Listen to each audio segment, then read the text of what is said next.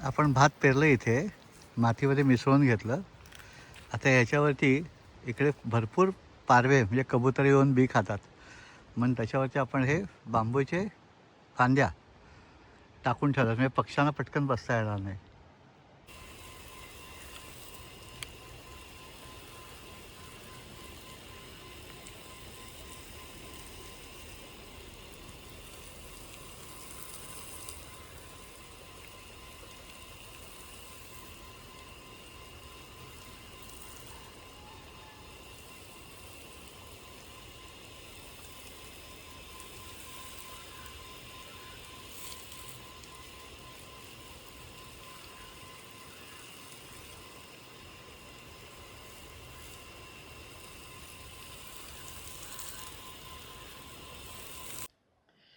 आपण या शेतामध्ये भाताचं बी जे बीजसंस्कार केलेलं होतं ते पेरलं आणि त्या बीजसंस्कारामध्ये हलकं बी काढलं, त्याच्यावर मिठाची प्रक्रिया केली, म्हणजे करपा रोग लागला नाही याची काळजी घेतली आणि योग्य अंतरावरती आपण बी पेरलं आणि त्या बीवरती आपण पाणी पण दिलं.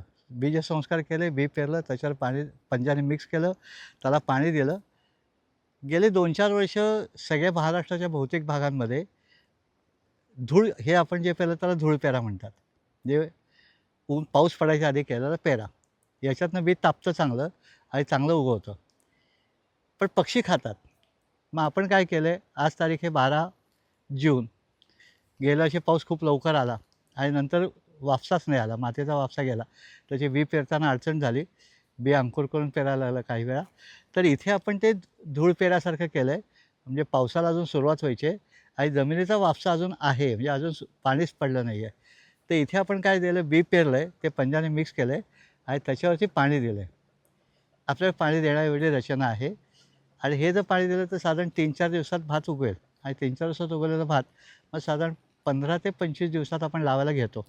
या लावायला घेतलेल्या भातातनं रोपं चांगली येण्याची शक्यता या पद्धतीमुळे होते. ज्यांच्याकडे पाणी आहे त्यांनी नक्की भाताची रोपं अशी करा आणि पक्ष्यांच्या संरक्षणासाठी आपण बांबूचे फांद्या टाकल्यात, पानं झडलेले, त्याला आम्ही झिटा म्हणतो.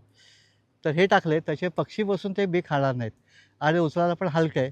जे पाऊस पडला चांगला, रोप उगवलं, 3-4 दिवसात उगवेल रोप, मग आपण हे सगळं काढून घेणार. हा जसा आपण एक वावर तयार केलं आहे भाताच्या बीचं, तसंच अर्धं बी आपल्याला अजून पेरायचं आहे. त्याच्या दुसऱ्या प्लॉटमध्ये अजून 2-3 दिवसांनी आपण ते बी पेरू. म्हणजे काय होईल की पुढे मागे लावायला येईल. हे बियाणंसुद्धा 100 दिवसाचं, 110 दिवसाचं, 120 दिवसाचं, 130 दिवसाचं अशा वेगळ्या कालावधीचं बी आहे. त्याचे कापायला पेक्षा लावायला आणि कापायला दोन्ही वेळेस आपल्याला ते पुढे मागे येईल, म्हणजे आपल्याला आपलं शेती चांगली करता येईल. आपल्याला जर पाणी असेल तर आपण जरूर काळजी घ्या आणि बी पेरून घ्या, म्हणजे चांगलं रोप तुमच्याकडे तयार होईल.